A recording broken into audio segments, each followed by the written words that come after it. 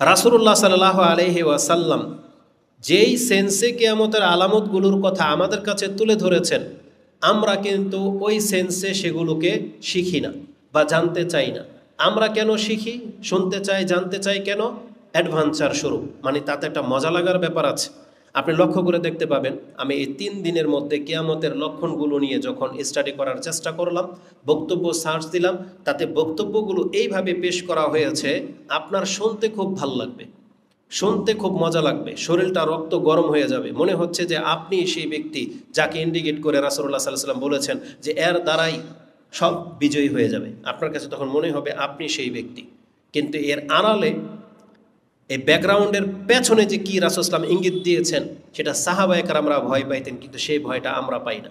আমি আপনাকে একটা নমুনা তুলে ধরি।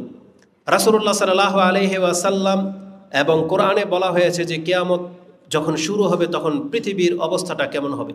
একদিক থেকে শুরু করেন, রাসূলুল্লাহ সাল্লাল্লাহু আলাইহি ওয়াসাল্লাম বলেছেন পৃথিবীর খারাপের দিকে যেতে থাকবে, এক পর্যায়ে হানাহানি শুরু হয়ে যাবে, চারোদিকে শুধু লড়াই আর দ্বন্দ্ব, হত্যা আর হত্যা, বড় বড় যুদ্ধ শুরু হবে, মালহামা, ইন্ডিয়ার সাথে যুদ্ধ, ফিলিস্তিনের সাথে যুদ্ধ, এই ইহুদি খ্রিস্টানদের সাথে যুদ্ধ। রাসূল বলেছেন সমস্ত খ্রিস্টানদের সাথে মুসলিমদের একটা যুদ্ধ হবে, তাদের ৮০টা দল ১২,০০০ করে সৈন্যবাহিনী নিয়ে মুসলিমদের উপরে অ্যাটাক করবে। প্রথম দল শহীদ হবে, দ্বিতীয় দল শহীদ হবে, তৃতীয় দল গিয়ে বিজয়ী হবে। এ কথা যখন যুবকরা শোনে, তখন ওই যুবক মনে করে যে আমি তৃতীয় দলের একজন, প্রথম ২ দলের সেনা, কারণ যেহেতু প্রথম ২ দল তো মারা পড়বে, এটা জানিস। এই জন্য ও ফিল করতেছে আমি তৃতীয় দল, আমি রেডি হচ্ছি। আগে প্রথম ২ দল, এই সালাফি আহলে হাদিসরা, এই হুজুররা, যে যারা মেম্বার দাঁড়িয়ে কথা বলে, মাহমুদ বিন কাসেম, এরা যাক, আমরা তারপরে আসতেছি, তৃতীয় ধাপে আমরা আসবো। এটা হচ্ছে অধিকাংশ যুবকদের টেন্ডেন্সি। রাসূলুল্লাহ সাল্লাল্লাহু আলাইহি ওয়াসাল্লাম বলেছেন সমস্ত মানে খ্রিস্টানকে আপনারা হারিয়ে দিলেন, খ্রিস্টানদেরকে হারাতে হারাতে ফুরাত নদীর স্বর্ণ বেরিয়ে যাবে। রাসূলুল্লাহ সাল্লাল্লাহু আলাইহি ওয়াসাল্লাম বলেছেন সেখানে যত মানুষ স্বর্ণের জন্য যাবে, এই পৃথিবীর মধ্যে এত হতাহতের ঘটনা কোনো যুদ্ধে ঘটবে না। রাসূল আমাদেরকে নিষেধ করেছেন যে তোমরা কিন্তু খবরদার সেখানে যাবে না। কিন্তু রাসূল বলেছেন কেন যাবে না? কারণ সেখানে ১০ জন ব্যক্তির মধ্যে ৯ জন মারা পড়বে।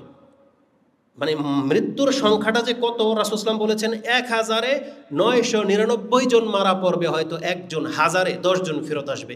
তখন এগুলা শুনলে আপনার কি মনে হবে? ওই ১০ জনের আমি একজন। তার মানে আমি হয়তো স্মরণ নিয়ে ফিরে আসবো, আমি হয়তো মরবো না, কারণ আপনি তো ট্যালেন্ট, আপনি তো মুসলিম যোদ্ধা আপনি।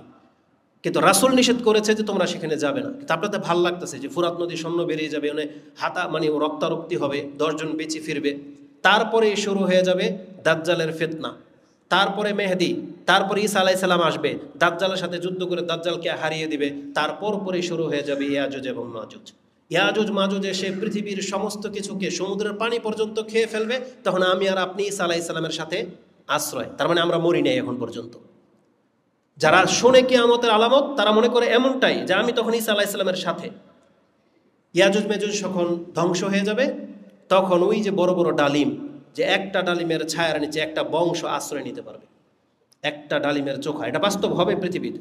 একটা উটের দুধ এক বংশ খাবে, আর কিছু লাগবে না, এক একটা ফল এত বড় বড় হবে। তখন আপনার কাছে কিয়ামতের আলামতগুলো এইরকম মনে হয়, আপনি যেমন ফিল করেন। কিন্তু এখানে রাসূলুল্লাহ সাল্লাল্লাহু আলাইহি ওয়াসাল্লামের কথা চিন্তা করে দেখেন, তিনি যখন কিয়ামতের আলামতের কথা সাহাবায়ে কেরামদেরকে শোনাতেন বা বলতেন, রাসূলের নিজের চরিত্র কি? তিনি এমন কোনো নামাজ আছে যে নামাজে তিনি দাজ্জালের ফিতনা থেকে আশ্রয় না চেয়েছেন? বলেন, আপনি যেখানে দাজ্জালের সাথে ডিফেন্স করার জন্য নিজেকে প্রস্তুত দেখতে পাচ্ছেন, আর এখানে আমাদের নবী মুহাম্মদুর রাসূলুল্লাহ সাল্লাল্লাহু আলাইহি সাল্লাম, তিনি প্রত্যেক সালাতে তিনি সেই দাজ্জাল থেকে আল্লাহর কাছে আশ্রয় চাচ্ছেন। সাহাবায়ে কেরামদেরকে বলতেছেন কাইফা বিকুম, কি হবে তোমাদের ওই সময় যখন আমি থাকবো না? কি হবে তোমাদের যখন চারদিকে ফিতনা শুরু হয়ে যাবে? কেমনে থাকবে তোমরা যখন তোমাদের চারদিকে খারাপ মানুষের সংখ্যা বেশি থাকবে? এটা হুযায়ফাকে বলা হতো, এটা বিভিন্ন আমর ইবনে আসকে বলা হতো, বিভিন্ন সাহাবীদের বলা হতো যে কি হবে তোমাদের, জুবায়ের তোমাদের কি হবে সেই সময় যখন তোমাদের চারপাশে খারাপ মানুষ। রাসূল ভয় দেখাতেন, আর আপনি কিয়ামতের আলামত শুনে, ওই বক্তব্য শুনে আপনি সেই যুগটা চাচ্ছেন যে আল্লাহ যুদ্ধ লাগিয়ে দেখ ইহুদি নাসারাদের সাথে, তারপরে দেখুক আমি কি করি, এটাই চাচ্ছেন। শেষ পর্যন্ত খুতবা হয়তো অনেকে শোনে না। আমি অত বড় সাহস তো পাই না যে আমি আহলে হাদিসদের একজন বা প্রতিনিধি বড় কেউ। আমরা জানি যে আমরা ডাকলে কেউ আসবেন না, কিন্তু আমরা আপনাদেরকেও চিনে গেছি আপনারা কোন টাইপের আহলে হাদিস। আপনাদের বড় কোনো আলেম যদি কোনো ফতোয়া দেয় সেটাও আপনারা মানেন না, এটা আমরা দেখতে পাচ্ছি। এই জন্য আপনারা যে কার ফতোয়ার অপেক্ষায় আছেন, কে আপনাদের বড় আলেম আহলে হাদিসের মধ্যে, সেটা আপনারাই ভালো জানেন। কিন্তু আমরা দেখতে পাচ্ছি যার যেটা ভালো লাগে তাকে আপনি নিয়ে নিচ্ছেন। কিন্তু আমাদের অবশ্যই বিজ্ঞ আলেমদেরকে অনুসরণ করতে হবে, এটা বারংবারই বলতেছি, এখনও বলে যাব। ওই যখন যে পতন ঘটেছে একটা সরকারের, তখন এই কথাই বলেছি, এখন এই কথাই বলতেছি, আজকেও বলবো, আপনাকে রাস্তায় নামা জায়েজ নেই, আজকেও বলবো। যারা এই যে গণতন্ত্রের কেন্দ্র করে আপনি আওয়ামী লীগ করেন আর বিএনপি করেন আর জামাত করেন আর যাই করেন, আপনি হক পথে নাই, এটা আমি ছোট ব্যক্তি বলে দিলাম। এটা রেকর্ড হয়ে কিয়ামত পর্যন্ত থেকে যাবে, এ কথা লড়চড় হবে না ইনশাআল্লাহ। আমি এই পক্ষে যে এটা জায়েজ নাই। এখন আপনি নামবেন কোন ইস্যুতে নামেন, কিন্তু আমরা আল্লাহর কাছে এটা বলবো যে আল্লাহ বলেছিলাম, যাতে করে ঢিনাই করতে না পারে। কারণ আজকে আমাদেরকে গালি দেন, ওই হানাফি চরিত্রের কতগুলো চেহারা আছে, যা ইচ্ছা তাই ভাষায় আমাদেরকে গালাগালি করে। আমরা নাকি সুপার উস্তম, আমরা নাকি সুপার সালাফি, আমরা নাকি ফেতনাবাজ, আমরাই নাকি নামি না, আর এরা নাকি জিহাদ করে উল্টাই ফেলতেছে। নির্বুদ্ধদেরকে বলতে চাই, তাদের বড় ইমাম ওই তকি ওসমানী হাফেজাহুল্লাহ ইন্ডিয়ার, সে নাকি ডিক্লিয়ার দিয়েছে যুদ্ধ ফরজ। একটা হানাফি গেছে? বলেন কে গেছে বাংলাদেশ থেকে? তারা প্রচার করে, কিন্তু কোথায় কি করলো? তারা না বলতেছে যে সালাফি আলেমরা এর খেলাফ, খালি অনুমতি দিয়ে দিক, বর্ডার খুলে দিক। আপনার 3 কবর পূজারি তো ফিলিস্তিন ঘুরে চলে আসলো, ও কিভাবে গেল ফিলিস্তিন? আপনারা ওইভাবে যান, তোরা ও তো ওদের কাছ থেকে জেনে নেন। আর ও গিয়ে যুদ্ধ ছাড়া ফেরত চলে আসলো কেন? ওখানে গিয়ে আপনাদেরকে ডাকতো যে আসুন, যুদ্ধ ফরজ হয়ে গেছে, আমরা চলে আসছি, আমাদের অনুসারীরা চলে আসো। ওদের ঘুরো ভিজিট করে দিয়ে, ও পিকনিক করে দিয়ে চলে আসলো। সব দোষ চাপিয়ে দিবে আমাদের উপরে। আলাকুল্লিহা, আল্লাহ সবাইকে চেনে, এটা আমরা বলতেছি। আল্লাহ সবার অন্তরের খবর জানে, কে দিনের জন্য কতটা করে। আমাদের জিহাদ কি? আমরা তো হানাফি মতবাদ থেকে যেগুলো বাতিল জানতেছি সেগুলো ছুঁড়ে ফেলে দিয়ে কোরআন সুন্নাহটাকে গ্রহণ করে নিয়েছি। কেউ কি বলতে পারবেন যে মার খাওয়ার ডরে রফেলদিন ছেড়ে দিয়েছি, আমিন বলা ছেড়ে দিয়েছি? এমন কোনো মসজিদ আছে আমাদেরকে বলতে পারবে যে এই মসজিদে আমাকে ডাকা হয়েছে যে খুতবা হবে হানাফিদের মতো, আপনি আসেন, আর সেখানে গিয়ে আমি হানাফিদের মতো খুতবা দিয়ে চলে আসছি? কোনো রেকর্ড কি প্রমাণ করতে পারবে? চিটাগাং এক মসজিদের মধ্যে আমি বলছি খুতবা দিলে যেভাবে আমরা হক মনে করি সেভাবে দিব, দিলে দিতে দেন, না দিলে আমি চলে যাব। আমাকে বলছে ঠিক আছে দেন, দেখা যাবে, দিয়ে চলে আসছি। হইচই লেগে গেল, কিন্তু কি হয়েছে? আমরা কি আমাদের মানহাজ গোপন করেছি? আমরা কি আমাদের পিঠ বাঁচিয়ে চলে আসছি? এক শ্রেণীর ওই বড় বড় আল্লামাদের মতো, যারা মানুষের কাছে এক রূপ আর ভিতরে তাদের আরেক রূপ, আমরা কি এটা করেছি? তাহলে আমরা জিহাদ করি না, করে কারা? আমরা তো প্রত্যন্ত অঞ্চলে দাওয়াতি কাজ যখন করি, আমাদের সাথে আপনারা যান, আমরা একা সফর করি। বেবারিয়ার মতন কতগুলো কবর পূজারী এলাকার মধ্যে আমাদের বক্তব্য হয়েছে, আমরা সেখানে যাইনি? কি ঘটেছে এটা আমরা না জানি, আপনারা তো আমাদের সাথে থাকেন না। আজকে বাংলার জমিনে নারায়ণগঞ্জের সন্তান হয়ে আপনি বলেন তো দেখি, নারায়ণগঞ্জের কোন নেতা আছে যে কোরআন সুন্নাহ গ্রহণ করেছে? একটাও পাবেন না। কম পয়সাওয়ালা, কত পয়সাওয়ালা আছে যে যারা আহলে হাদিস মসজিদে এসে বলছে যে আপনারা হকের দাওয়াত দিতে থাকেন, আমরা আপনাদের পাশে আছি। কে কয় টাকা দান করে? আজকে আমরা যে উদ্যোগ নিয়েছি যে নদীর ওপারে আমরা কি নাম ব্যানার লাগাবো যে আহলে হাদিস অঞ্চল, কিন্তু আমাদের সমস্ত লোকগুলাই কোরআন সুন্নাহ মেনে চলা 150 জন আমাদের সাথে যুক্ত হয়ে গেছে। কিন্তু তারপরও কবর মাজার পূজারীরা বা মাঝহাবিরা আমাদেরকে নিয়ে ষড়যন্ত্র করবে। 3 দিন ঘুমাইতে পারি না শুধু এই টেনশনে যে আমি নারায়ণগঞ্জের মধ্যে এমন একজন নেতার সাথে আমার সম্পর্ক নাই, হোক সে আওয়ামী লীগের, বিএনপির, কোনো দলের, একজন প্রশাসনের কোনো লোকের সাথে আমার নাম্বারও নাই, পরিচয় নাই, যে কাকে ডাকবো বিপদে, কেউ নাই। এক আল্লাহ ছাড়া আমাদের সাথে আর কেউ নাই। আপনাদেরকেও পাবো না, এটা আমরা জানি। তাহলে আমরা দিনের জন্য কতটুকু কষ্টের মধ্যে আছি সেটা আমরা ভালো বুঝি, কিন্তু আপনাদেরকে তো দেখা যাচ্ছে না, শুধু খালি স্ট্যাটাসের মধ্যে আর গালাগালি করা ছাড়া আর কি হবে। কিন্তু যতগুলো লোক এখানে আসছেন, আপনারা যদি সত্যিকার, এখানে অনেক হানাফিও আছে, এরকম কেউ থাকলে কান খাড়া করে শুনে রাখো। আহলে হাদিস মসজিদে আসলে কোরআন সুন্নাহর মানতে হবে, বুঝতে হবে, এই মেন্টালিটি নিয়ে তোমাকে আসা উচিত, ফিতনা ছড়ার জন্য না। আর তাদের বড় একজন হুজুর বক্তব্য দিয়েছে তাদের অনুসারীদেরকে যে আহলে হাদিসদেরকে ঠেকান, এরা লামাযাবি, এরা যদি শক্তিশালী হয়ে যায় তোমাদেরকে কিন্তু কুচকাটা করবে। সে উস্কিয়েছে কিভাবে জানেন? যারা রাজনীতি করেন রাজনীতিবিদরা শোনেন, যারা ইমামরা শোনেন, যারা বক্তাগিরি করেন বক্তারা শোনেন। এ আহলে হাদিস লামাযাবিরা যদি শক্তিশালী হয়ে যায়, আপনার বক্তব্য দেওয়া শেষ, আপনার ইমামতি শেষ, আপনার রাজনীতি শেষ। মানে কোনো পয়েন্টকে আর বাদ রাখে নাই, বুঝছেন? কোনো পয়েন্টকে বাদ রাখে নাই। এইভাবে না উস্কায়, এদের বক্তব্য শুনেই না এদের শ্রোতারা গিয়ে আহলে হাদিস মসজিদ ভাঙে, এরাই না করে এটা। কিন্তু আপনারা কেন প্রতিবাদ জানাইতে পারলেন না? আহলে হাদিস অঞ্চলগুলোতে যত হানাফি মসজিদ আছে তারা কেন বিবৃতি দেয় না যে আমরা আহলে হাদিসের মিডলে বাস করি? আজ পর্যন্ত কোনো আহলে হাদিস একটা হানাফির গায়ে টোকা দেয় নাই। এটা কেন প্রচার করা হয় না? একটা আহলে হাদিস কোনো ব্যক্তি, কোনো অঞ্চল, আমরা তো চাঁপাইনবাবগঞ্জে জানি, ওই উত্তরবঙ্গের প্রায় অঞ্চলগুলো আহলে হাদিসের, একটা ঘটনা ঘটেছে ইতিহাসে যে এটাকে হানাফি মসজিদকে ভেঙে দিয়ে তারা আহলে হাদিস বানায় ফেলছে। তাহলে মিথ্যাচারের জবাব কেন দেন না? এগুলো আমাদেরকে কেন বলতে হবে?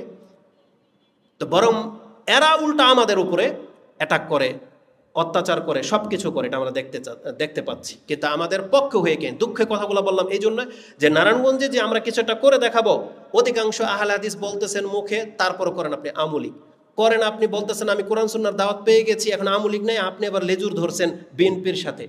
আপনাকে কোনো না কোনো একটা দলের সাথে থাকতেই হবে। কেন কেন আপনি কোরআন সুন্নাহকে এই মিম্বর থেকে কে কথা বলা হয় নাই যে গণতন্ত্র হারাম? কেন আপনাকে বলা হয় নাই যে এই রাজনীতিক একটা দল আরেক দলকে মারা যাবে না, এটা হারাম, মুসলিমের রক্ত ঝরানো হারাম? বলা হয় নাই লুটতারাজ করা, রাস্তাঘাট বন্ধ করে দেওয়া? এটা কি সালাফি আলেমদের বক্তব্য না? তার মানে আপনি তাহলে কোথায় গ্রহণ করবেন? আপনি তো আপনার মিজাজ ভিত্তিক চলে। এখন পর্যন্ত আপনি কিছু হলেই রাস্তা বন্ধ করে দেন, বাস গাড়ি সব ভাঙচুর করে দেন, কিছু হলেই রাস্তায়। এটা কার শিক্ষা? যারাই শিক্ষা দেয়, যারা আপনাদেরকে মাঠে নিয়ে নামে, তারা সালাফি আলেম, তারা কোরআন সুন্নাহ দিয়ে বক্তব্য দেয়, তাহলে তাদের পেছনে পেছনে আপনারা ঘুরেন কেন? কোন সালাফি আলেম ফতোয়া দিয়েছিল বড় যে আসো মাঠে নামি? কে বলেছিল এটা? সৌদি আরবের বিজ্ঞ ওলামা যারা কিবারুল ওলামা, তাদেরকে প্রশ্ন করা হয়েছে, তারা ডাইরেক্ট বলতেছে এইভাবে বিক্ষোভ করা ইসলামে জায়েজ নেই। তার মানে তাদের ফতোয়া নিয়ে চলবেন না, তা আপনি কাদের ফতোয়া নিয়ে চলেন? যারা নিজেকে আহলে হাদিস বলতে ঘৃণা করে, যারা নিজেদেরকে কোনোদিন আহলে হাদিস পরিচয় দেয় না, বড় উল্টা প্রশ্ন উত্তর করলে এমন উত্তর দিবে যে আহলে হাদিস ঘায়েল হয়ে যাবে, হানাফি মাযহাব টিকে যাবে, অথচ নিজেকে সে হানাফিও বলে না প্রকাশ্যে। এমন এমন ব্যক্তিদের পেছনে ছোটেন।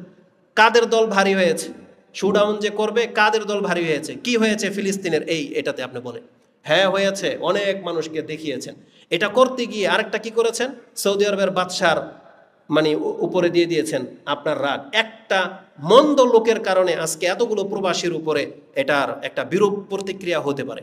তবে আমরা আল্লাহর কাছে দোয়া করি, আল্লাহ সৌদি আরবের শাসকের উপরে তুমি এতটুকু বিচক্ষণতা দান করো, তারা যেন আমাদের এই নির্বুদ্ধের কারণে আমাদের বাংলাদেশের মুসলিমদের প্রতি যেন তাদের বিরূপ কোনো ধারণা তৈরি না হয়। বলেন আমিন। কারণ আমরা সবসময় বলি সৌদি আরবেও খারাপ কাজ হয়, পৃথিবীর সব দেশেই খারাপ কাজ হয়, কিন্তু বর্তমানে ইসলামের পক্ষে বা সঠিক কোনো ইসলাম তুলনামূলক যদি থেকে থাকে সেটা আজও পর্যন্ত সৌদি আরবে আছে, নাকি নাই? তারপরে মুসলিমদের উপকারার্থে সৌদি আরব যতটা আগে এগিয়ে আসে, কোন রাষ্ট্র এত আগে এগিয়ে যায়? কে এত বড় ভূমিকা পালন করে? অতএব আমাদের সাথে আপনাদেরকে আমরা ব্যক্তিগত, আমি তো সৌদি আরব 10 বছর ছিলাম না, আপনি জানেন না আমাদের সাথে কি হয়েছে। জীবনে কোনোদিন বলবেন বা মানে শুনছেন যে আমরা বলছি সৌদি আরবের পোলাপান কি খারাপ নাই? ডিম ছুঁড়ে মারে না, পানির বোতল দিয়ে ঢিলা দেয় না, দাঁড়িয়ে ধরে টান দেওয়া হয় নাই, ধাক্কা দেয়নি, থাপ্পড় দেয় নাই আমাদেরকে, কিন্তু কোনোদিন বলেছি? কেন করি নাই? কারণ এটা ন্যাশনালিটি, জাতীয়তাবাদ, এটা সবার মধ্যেই আছে, ওদের মধ্যে আছে, ওরাও জালাস ফিল করে, ওদেরও খারাপ ইতর লোক আছে, চোটবাটপার আছে। কিন্তু তাই বলে কি আমরা আজ পর্যন্ত কোনোদিন বলছি? আমরা কি সৌদি আরব থেকে সেগুলো নিয়ে আসছি? আমরা সেখান থেকে ভালো কিছু নিয়ে আসছি। কি নিয়ে আসছি? কোরআন এবং সুন্নাহ দিয়ে ধর্ম পালন করতে হবে, সেটা নিয়ে আসছি। আমরা ওদের মধ্যে উগ্রতাবাদী তো নিয়ে আসি নাই, নাহলে আপনার অস্তিত্ব থাকতো না, আপনাদেরও। তাহলে আমাদেরকে ভালো কিছু শিক্ষা দেওয়া হয়েছে, সে ভালোটা নিয়ে আসছি, আমরা ওদের থেকে খারাপটা কিছু নিয়ে আসি নাই। তো কথা হচ্ছে যে এদেরকে সরকারের উচিত এদেরকে আইডেন্টিফাই করে এদেরকে বিচারের আওতায় নিয়ে আসা, এবং সৌদি রাষ্ট্রের পক্ষ থেকে বলা উচিত যেটা আমাদের এরা ভুল করেছে, এটার জন্য আমরা মানে ক্ষমা প্রার্থী। তবে মুসলিম হিসাবে আমরা আপনাদের সাথে আছি। আমরা যেমন ফিলিস্তিনের আমাদের ভাই, সৌদি আরব আমাদের ভাই, একই তো জিনিস। একটাকে রক্ষা করতে গিয়ে আরেকটাকে আপনি ছোট করতেছেন। যে ইন্ডিয়ার মুসলিমকে বাঁচাতে গিয়ে এখন বাংলাদেশে যদি আপনি বলেন আহলে হাদিস মসজিদ রাখবো না, তাহলে আপনার মতো এত মানে নির্বোধ আর কে আছে বলে? নিজের দেশে ইসলাম পালন করতে পারেন না, নিজের দেশে, আর আপনি উল্টায় পাল্টায় ফেলবেন। আমি জানি এই কথাটা আবার অনেকের গায়ে লাগবে। ইদানিং দেখতেছি যে ফিলিস্তিনের কিছু অসুস্থ লোক বাংলাদেশে ট্রিটমেন্টের জন্য আসতেছে, তাই না? তাদেরকে খুব ভিআইপি টাইপের ভাবে চিকিৎসা দেওয়া হবে, আল্লাহ তাদেরকে তৌফিক দিক, দোয়া করি। এই দৃশ্য যখন বাঙালি কোনো এমন ব্যক্তি যখন দেখবে যে চিকিৎসার অভাবে মরে যাচ্ছে, যার ঘরে খাদ্য নাই, এই বাঙালির ফরিয়াদ কি থাকবে আল্লাহর কাছে? যে আল্লাহ, এই বাংলাদেশের নির্বুদ্ধের অবস্থা দেখো, নিজের ঘরের পাশের রুগীর চিকিৎসা হয় না, টিকিট পাই না টাকা ছাড়া, আর তারা ফিলিস্তিন থেকে রুগী এনে চিকিৎসা করে বাহবা নিচ্ছে, এটাই না বলবে? বাংলাদেশের দরিদ্রদের অবস্থা কি আপনি জানেন? আপনি গিয়ে দেখেন ইমার্জেন্সি কক্ষগুলোর মধ্যে দুর্নীতির কত আখড়া, এই মানুষগুলো চিকিৎসার জন্য কত বেশি নাজেহাল অবস্থায় আছে। তাহলে তাদেরকে আগে দেন, এটা আমরা বলবো। তো এই জন্য সবসময় আগে নিজের খবর রাখেন, তারপরে অন্যের দিকে আপনি ঝোঁকেন। কিন্তু মানুষ শুধুমাত্র ওই কিভাবে সে মানে ফেমাস হবে সেগুলোকে আগে তুলে ধরে, অথচ উপকারের কাজ করেন। আমরা সালাফিরা আমরা বলতে পারি, এটা আমাদের শিক্ষকরা আমাদেরকে ভুল মেসেজ দেয় না। আমি আবারও বলি কথাটা, আকিদার ক্ষেত্রে সবচেয়ে সেন্সিটিভ ইস্যুতে যখন আমাদের সালাফি আলেমরা এই বেদাতীদের সাথে মিশে নাই, তাহলে আপনি জেনে নেন দুনিয়াবি যে কোনো কল্যাণকর কাজে অবশ্যই আমাদের সালাফি আলেমরা এদের চাইতে বেশি জ্ঞান রাখে, এটা জেনেন না আপনি। এবং তাদের ফতোয়া শেষ পর্যন্ত টিকে থাকবে। যেই ব্যক্তি আল্লাহ কোথায় আছে সেটাই জানে না, বাংলাদেশের এত বড় মসজিদের খতিব দোয়া করতে গেলে তার দুম বেরিয়ে যাচ্ছে। যেই ব্যক্তি এটাই জানে না যে ঈদের সালাতের মধ্যে ইমামের সাথে কোন পাশে কে দাঁড়াইতে পারবে, এটা যদি এদের বড় হুজুররা না জানে, তাহলে এদের কাছ থেকে আপনি কি আশা করতে পারেন? এরা আপনাকে কিসের রাস্তা দেখাবে? যে 2 রাকাত নামাজই পড়াইতে পারে না ঠিক মতো, এমন মাসলা দিয়ে দিয়েছে। ওই প্রথম রাকাতে প্রথম দেয় তাকবীর, আর দ্বিতীয় রাকাতে রুকুর আগে দেয় তাকবীর, যেটা অধিকাংশ মানুষের নামাজের বরবাদ হয়ে যায়। তাহলে যে জাতি আপনাদেরকে এখন পর্যন্ত একটা সঠিক মাসলাই দিতে পারলো না, তারা আপনাদেরকে ক্রিটিক্যাল অবস্থায় কোথায় নিয়ে ফেলবে? আপনাদেরকে এইভাবে নিয়ে জঙ্গলে নিয়ে ফেলে দেবে। তো এখনো সময় আছে, আপনারা নির্বোধতা থেকে কোরআন হাদিসের দিকে ফিরে আসেন। তো কোরআন হাদিসের মধ্যে যখনই বলা হয় এই যে কিয়ামতের আলামতগুলো নিয়ে বলা হয়েছে, রাসূল সাল্লাল্লাহু আলাইহি সাল্লাম ভয় পেতেন, তিনি আল্লাহর কাছে আশ্রয় চাইতেন, সাহাবা একরামদেরকে বলতেন, এবং তারা আকাঙ্ক্ষা করতো না কোনোদিন সেই যুগটাও আসুক। আপনি কি মনে করেন এই যে পৃথিবীতে রাসূল কি বলেছেন, কিয়ামত ততক্ষণ পর্যন্ত কায়েম হবে না, একজন মুসলিম ব্যক্তি এমন পরিস্থিতিতে পড়ে যাবে, সে তার ভাই যে মরে গেছে তার কবরের পাশে গিয়ে বলবে, তুই মরে গেছস বেঁচে গেছস, তোর জায়গায় আমি হইলাম তাহলে ভালোই হইতো। এটাই না হবে ভবিষ্যতে যা হচ্ছে। বাংলার জমিনে এখন পর্যন্ত আপনার রাষ্ট্রনায়ককে টিকাইতে পারলেন না, আর এখন লেগে গেছে ইলেকশন দাও, ইলেকশন দাও, এই করবে সেই করবে। ইলেকশন দিলে কি হবে? বাংলাদেশকে আর 50 বছরের পেছনে আপনি ফেলে দেবেন। তা সবাই বোঝেন, কিন্তু কই কোনো তৎপরতা তো নাই। এটার উপরে শক্ত হয়ে যেতে হবে। আল্লাহ আমাদের এই জাতিটাকে হেদায়েত করুক, আমিন। তো আমাদেরকে আল্লাহ সুবহানাহু ওয়া তাআলা রাসূলুল্লাহ সাল্লাল্লাহু আলাইহি ওয়াসাল্লামের মাধ্যমে আমাদেরকে জানিয়েছেন যে কিয়ামতের আলামত প্রকাশ পাবে, আর তখন আর থামবে না। দেখেন 1 সপ্তাহ যেতে না যেতে আমাদের বিষয়বস্তু ঠিক থাকে না। এটা হয়েছে তো এটা হয়েছে, ফিলিস্তিনের পর ইন্ডিয়াতে শুরু হয়ে গেল, ইন্ডিয়ার পরে দেখা যাবে বর্ডারের যুদ্ধ লেগে গেছে, আমাদের বাংলাদেশও লেগে যাবে। তারপরে শুনলাম ব্রাউনবাড়িয়া মসজিদ ভেঙে দেয়। সুবহানাল্লাহ। একজন আহলে কোরআন এবং সুন্নাহর অনুসারী কয় দিক থেকে ঠেকাবে মানুষকে বলেন? সবাই যদি চারদিকে আমাদের শত্রু হয়। রাসূলুল্লাহ সাল্লাল্লাহু আলাইহি ওয়াসাল্লাম হকপন্থীদেরকে বলেছেন, পৃথিবী এরকম সংকীর্ণ হয়ে যাবে, তখন তুমি কিভাবে চলবা? আজকে আমাদের জীবনটা এরকম সংকীর্ণ হয়ে যাচ্ছে, কিন্তু আপনার কাছে সংকীর্ণ কেন মনে হয় না? কারণ আপনি মুখে বলতেছেন আপনি কোরআন সুন্নাহ মানেন, কিন্তু এখন পর্যন্ত আপনি যে কোনো পার্টি হোক, পার্টির মধ্যে আপনি অংশ নেন, এখনো নাচ গান বাজনার সাথে আপনি জড়িত, এখনো আপনি বলতেছেন কিসের এখন নামাজ আর পর্দার কথা বলে হুজুর, এখন জিহাদ ফরজ। আপনার জন্য তো সংকীর্ণ না, আপনি তো পারলে ওই কবর মাজার পূজারীর সাথে মিশে যেতে পারেন, একই স্টেজে আপনি দাঁড়াইতে পারেন। তা আপনার জন্য তো রাস্তা আরো প্রশস্ত। সংকীর্ণ কোথায় দেখতে পান? সংকীর্ণ তো সেই দেখতে পাবে যেই ব্যক্তি জানে যে গণতন্ত্র হারাম, আর আমার সবাই এইগুলো বিভিন্ন দলের অন্তর্ভুক্ত, আমি কথা বলতে গেলে আমাকে চেপে ধরবে। এ বুঝতেছে যে সংকীর্ণতা কি জিনিস। যেই ব্যক্তি তার পরিবারের মধ্যে দিন পালন করে, পর্দা করে, সে জানে সংকীর্ণতা কি জিনিস। যেই ব্যক্তি পুরো সমাজের গান বাজনা, এই যে ঘর থেকে বের হলেই প্রত্যেকটা ব্যক্তির মুখে সিগারেট, আপনি গন্ধ শুনতে শুনতে যাবেন, জীবনটা কত সংকীর্ণ এটা এই ব্যক্তি না বোঝে, সিগারেট খুরকি বোঝে যে জীবনটা সংকীর্ণ কি জিনিস। যে কোনো বিজনেসে আপনি যান, যারা দুর্নীতিবাজে ভাবে টাকা কামাচ্ছে, ও কি জানে সংকীর্ণতা কি জিনিস? যেখানে 3000 টাকার একটা শাড়ি 38,000 টাকা বিক্রি হয়, দোকান 38,000 টাকা বরকার দাম, 8,000 টাকা একটা জুব্বার দাম, আবার ডিসকাউন্টে দেখা যায় 6 মাস পরে আবার সেটা 3,000 টাকা বেচে, তাহলে 5,000 টাকা ওর বাবার পকেট থেকেও ডিসকাউন্ট দিয়েছে। তার মানে বোঝাতে চাইলে 5,000 টাকা আমি কিন্তু তোমার কাছ থেকে লাভ নিয়ে নিয়েছি, প্রত্যেকটা বিষয়। তারপরে জীবন সংকীর্ণ কোথায়? যেখানে আপনাকে দিন পালন করতে বলা হয়েছে, এই ক্রিটিক্যাল অবস্থায় আপনি সবার সাথে মিশে গেলে আপনার জন্য কি মনে হবে যে দিন সংকীর্ণ হয়ে যাচ্ছে? দিন আপনার জন্য মনে হবে না, কিন্তু বক্তব্যটা তো বলেছিলেন রাসূলুল্লাহ সাল্লাল্লাহু আলাইহি সাল্লাম। এটা কাদের জন্য? যারা কোরআন সুন্নাহ মেনে চলবে, তাদের জন্য জীবন সংকীর্ণ হয়ে যাচ্ছে দিন দিন। কিন্তু আপনার আমার জন্য সেটা মনে হয় না। কেন? কারণ আপনি তো শহরগুলোতে থাকেন, ওই উলঙ্গ মহিলা ওড়না ছাড়া টি শার্ট পরে রাস্তার মধ্যে বেরিয়েছে, আপনি বলতেছেন দেখলে তা আমার কি? আপনি এটাকে ফিতনাই মনে করেন না তো? আপনি গান বাজনা হলে ফিতনাই মনে করেন না? আপনার বিয়ে শাদী অনুষ্ঠানে সবকিছুর মধ্যে তাদের সাথে মিশে যাওয়া, এটাকে আপনি ফিতনা মনে করেন না? আপনার অঞ্চলের মধ্যে কিছু হলেই, ওই যে বলেছিলাম না যে শয়তান যখন রমজান মাসের পরে মুক্তি পায় তার অনুসারীরা তাদেরকে অ্যাকসেপ্ট করার জন্য প্রস্তুত থাকে। একটা উদাহরণ দিয়েছিলাম নেতাদের, যারা ফাঁসির আসামি, যারা চোর বাটপার, যারা জেলখানায় থাকে, তারা যখন মুক্তি পায় তাদেরকেও ফুল দিয়ে তাদের অনুসারীরা গ্রহণ করে নেয়। কিন্তু এই চেহারাগুলাকে সৎ লোকের চেহারা, এরা কি ক্রিমিনাল না? তার সবাই জানে যে একে ধরা হয়েছিল, হোক বিপক্ষে দলে ধরেছে, কিন্তু লোকটা তো অসৎ, কিন্তু তাকে ছাড়ার পরে দেখেন তাকেও কিন্তু ফুল দিয়ে গ্রহণ করে নেওয়া হয়। তাহলে সেই সমাজে আমি আর আপনি রয়েছে। আমি বলেছিলাম যে আমাদের তকদির কি জিনিস এটা দেখতে হলে আপনি ওই যে পোস্টারের মধ্যে কতগুলো চেহারা থাকে না, যে স্বাগতম, ঈদের শুভেচ্ছা জানায়, তারপর দুর্গাপূজার শুভেচ্ছা জানায়, দেখবেন অমুক নেতার পক্ষ থেকে বড় নেতার ছবি থাকে, আর নিচে অ্যাঙ্গেলে 4-5টা চেহারা থাকে, মানে এরা এখন নেতা হওয়ার লাইনে আছে। এই চেহারাগুলা দেখেন এই চেহারাগুলা, তার মানে এই চেহারাগুলা ক্যান্ডিডেট হয়ে আছে, আপনাদের নেতা হবে ভবিষ্যতে এরা, আর আপনারা তাদেরকে সাপোর্ট করেন। এক হিরোইন ব্যবসায়ী, খুনি, ওই লম্পট, চাঁদাবাজ, এদের চেহারাগুলো এগুলো, এরা নেতা হবে, কিন্তু আমরা নিরুপায় হয়ে তাদের পেছনে পেছনে আমরা হাঁটি, কিচ্ছু করার নাই আমাদের। আর দোয়া করলে বলতেছে এরা শুধু বসে বসে দোয়া করবে, আর তুমি তো তাদের পেছনে হাঁটো, আমাদের দোয়ায় কোনো কাজ হবে? রাসূল সাল্লাল্লাহু আলাইহি ওয়াসাল্লাম তো এটাই বলেছিলেন যে মসজিদের মেম্বার থেকে, এই মেহরাব থেকে দোয়া হবে, কিন্তু দোয়া আল্লাহর কাছে যাবে না। কেন? যখন খারাপের সংখ্যা বেড়ে যাবে। আজকে ইবাদতের কথা বললে আমাদেরকে বলা হয় যে এখন ইবাদত করার সময়।